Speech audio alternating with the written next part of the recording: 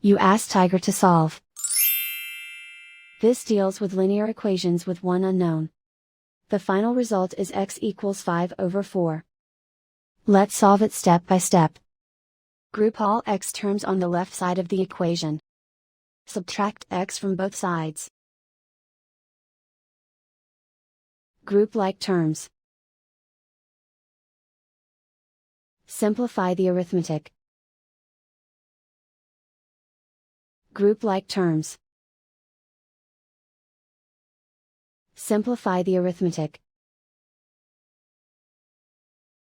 Group all constants on the right side of the equation. Add 4 to both sides. Simplify the arithmetic.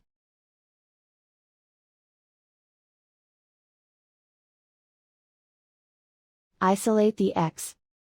Divide both sides by 4. Simplify the fraction.